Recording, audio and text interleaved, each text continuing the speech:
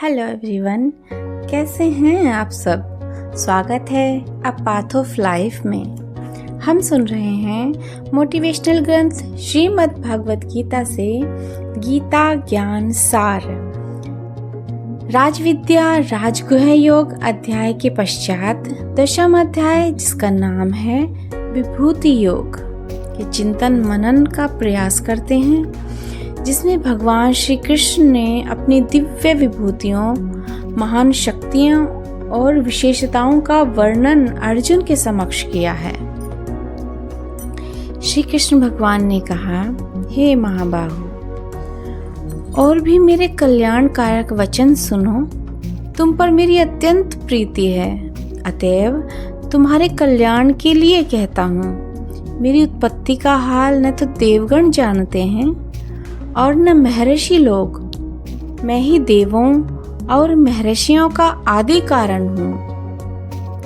जो मुझे अजन्मा, अनादि और सब लोगों का ईश्वर जानते हैं, वे सब मोह रहित हैं, उनके पाप नष्ट हो जाते हैं। बुद्धि, ज्ञान, असम्मोह, क्षमा, सत्य, दंभ, शम, दुख, जन्म मरण, भय और अभय, अहिंसा, समता, संताप, तप, दान, यश, अपयश इत्यादि जो अनेक प्रकार के भाव हैं, वे सब मुझसे उत्पन्न होते हैं। 7 महर्षि और उनके पहले 4 मनुष्य मेरे मन से उत्पन्न हुए हैं। जगत के समस्त प्राणी उनसे उत्पन्न हुए। जो मनुष्य मेरी इस विभूति को भली भांति जानते हैं, वे निश्चय योग से सिद्ध होते हैं, इसमें संदेह नहीं। यह जानकर कि मैं ही सबका उत्पत्ति कारक हूँ और मुझ में ही से सबकी प्रवृत्ति होती है, अविवेकी प्राणी मेरी उपासना करते हैं। वे मुझ में अपने चित्त और प्राणों को लगाकर एक दूसरे को समझाते हुए भजन करते हैं, सदा संतुष्ट और सुखी रहते हैं। चित्त को सावधान करके प्रीतिपूर्वक भजन करने वाले को मैं ऐसा बुद्धि योग देता हूँ, जिससे वे मुझे प्राप्त कर लेते हैं। उन पर अनुग्रह करके मैं उनकी बुद्धि में स्थित हो दैदीप्यमान ज्ञान से अज्ञान मूलक संसारी अंधकार का नाश करता हूँ। अर्जुन ने कहा, आप पर ब्रह्म हो, परम धाम हो, परम मित्र, अचल और दिव्य पुरुष हो, आदिदेव हो, अजन्मा हो, सन्यासी हो।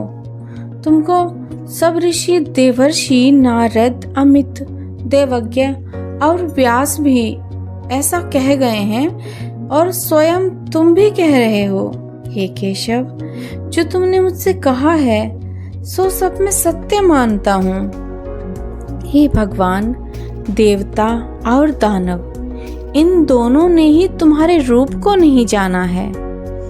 हे सब जीवों के उत्पन्न करने वाले भूतेश, हे देव, हे जगतपते, हे पुरुषोत्तम, आप स्वयं ही अपने मन को जानते हैं, अतएव आप अपनी उन विभूतियों का हाल पूर्णतया वर्णन कीजिए, जिनके द्वारा आप इन सब लोकों में व्याप्त हो रहे हैं। हे योगिन, हे भगवान, सदैव आपका चिंतन करता हुआ मैं आपको किस प्रकार से जान सकता हूँ।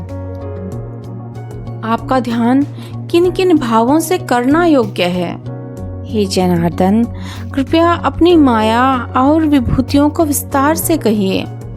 इस अमृत रूप आपकी वाणी को सुनने से मेरा मन तृप्त नहीं होता है। श्री भगवान ने कहा, मेरा विस्तार तो अनंत है, तो भी मुख्य मुख्य विभूतियों को मैं तुम्हें सुनाता हूँ। हे गुणकेश, समस्त भूतों के अंतःकरण में रहने वाली आत्मा मैं ही हूँ। मैं ही उनका आदि, मध्य और अंत हूँ।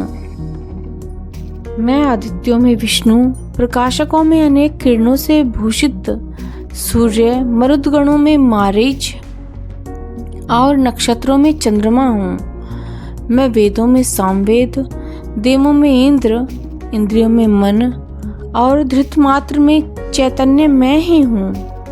मैं रुद्रों में शिव, यक्ष राक्षसों में कुबेर, अष्टवसुओं में अग्नि और पर्वतों में सुमेरु मैं ही हूँ। हे पार्थ, पुरोहितों में बृहस्पति, सेनापतियों में स्कंद और जलाशयों में समुद्र मैं ही हूँ। मैं महर्षियों में भृगुवाणी हूँ, अक्षरों में ओंकार, यज्ञों में जप और स्थावरों में हिमालय मैं ही हूँ। वृक्षों में पीपल, देवर्षियों में नारद, गंधर्वों में चित्ररथ, सिद्धों में कपिल मुनि, वेदों में अमृत से उत्पन्न उच्च श्रवा, गजेंद्रों में ऐरावत और मनुष्यों में राजा मैं ही हूँ। शस्त्रों में वज्र, गौओं में कामधेनु, प्रजा की उत्पत्ति करने वालों में कामदेव और सर्पों में वासुकी मैं ही हूँ। नागों में शेषनाग हूँ, जलचरों में वरुण, पितरों में आर्यमा और शासन करने वालों में यमराज मैं ही हूँ।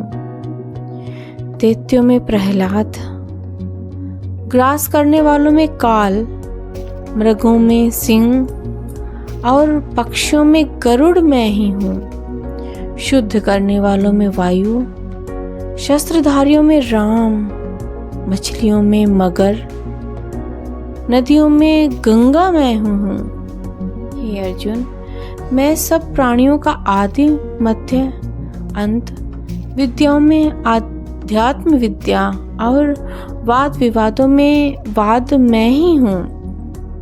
अक्षरों में ओंकार, समासों में द्वंद्व, अक्षर कोश और 4 मुख वाला ब्रह्मा भी मैं ही हूँ।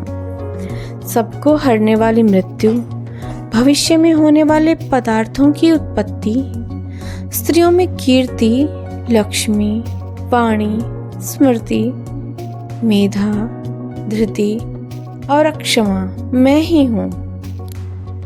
सामवेद में ब्रह्म तत्सार, साम, छंदों में गायत्री, मासों में मार्गशीर्ष और ऋतुओं में बसंत मैं ही हूँ। छलियों में जो जुआ और तपस्वियों में तेज, जय उद्योग और सात्विकों में सत्य मैं ही हूँ। यादवों में वासुदेव, पांडवों में अर्जुन, मुनियों में व्यास और कवियों में शुक्र मैं ही हूँ। दमन करने वालों में दंड, जय चाहने वालों में नीति, गुह्य पदार्थों में मौन और ज्ञानियों में ज्ञान मैं ही हूँ। और हे अर्जुन, भूत भाव का जो बीज है वह भी मैं ही हूँ। मेरे अतिरिक्त चराचर भूत कुछ भी नहीं है। हे परंतप, मेरी दिव्य विभूतियों का अंत नहीं है। यह विभूतियों का विस्तार मैंने संक्षेप में कहा है। जो वस्तु ऐश्वर्यवान, शोभायमान और यशवान है, उन्हें मेरे ही तेज के अंश से उत्पन्न हुआ जानो। अथवा हे अर्जुन, इस ज्ञान से तुमको क्या प्रयोजन है? यही जान लो कि मैं अपने एक ही अंश से इस संपूर्ण जगत में व्याप्त हूँ। इस प्रकार विभूति योग अध्याय यहीं पर पूर्ण होता है। इसमें भगवान ने बताया कि वे संपूर्ण सृष्टि के मूल कारण हैं और प्रत्येक वस्तु में उनकी शक्ति निहित है। वे परमात्मा हैं, उनसे यह सारा ब्रह्मांड उत्पन्न हुआ है। जो व्यक्ति पूर्ण श्रद्धा और भक्ति के साथ उन्हें जानने का प्रयास करता है, वही वास्तव में उनकी विभूतियों को समझ सकता है। अर्जुन जिज्ञासा पूर्वक भगवान से प्रार्थना करते हैं कि अपनी महान शक्तियों को विस्तार से बताएं, ताकि वे उन्हें भली भांति समझ सकें। भगवान उत्तर देते हैं कि वे प्रत्येक वस्तु में श्रेष्ठ रूप में स्थित हैं। वे ऋषियों में व्यास, देवों में इंद्र, ग्रहों में सूर्य, वेदों में सामवेद, पर्वतों में हिमालय, पशुओं में सिंह, नदियों में गंगा और पुरुषों में नर, जो मानवता का सर्वश्रेष्ठ रूप है। इस प्रकार जो कुछ भी दिव्य, शक्तिशाली और प्रभावशाली है, वह उनकी ही विभूति का अंश है। समस्त शक्ति, ऐश्वर्य और दिव्यता उन्हीं से उत्पन्न होती है। इस ज्ञान के माध्यम से भक्त अपनी भक्ति को दृढ़ कर सकता है और परमात्मा के स्वरूप को समझ सकता है। तो आज के लिए बस इतना ही। सुनते हैं कल एकादश अध्याय, विश्व रूप दर्शन योग। तब तक के लिए bye bye. Thanks for listening.